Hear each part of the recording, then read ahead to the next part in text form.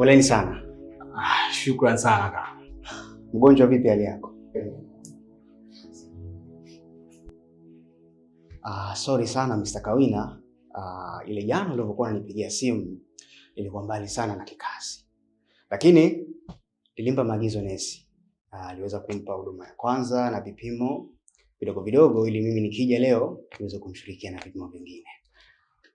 Sasa tumejaribu kumpima blood pressure. Blood pressure ipo sawa. Hana shida yoyote ile. Na tukajaribu kumpima malaria. Malaria pia ipo vizuri. Hana malaria yoyote.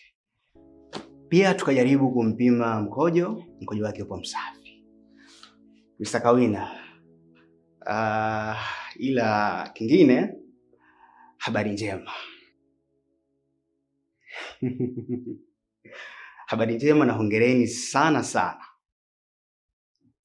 Mkeo ni mjamzito.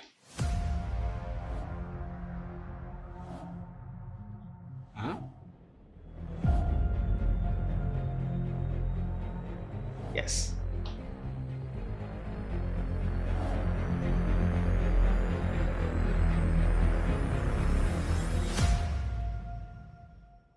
Unajua, sometime kila mimba na changamoto yake.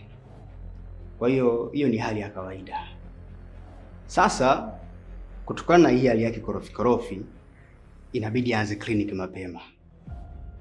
Kwa ajili ya uangalizi. Sawa.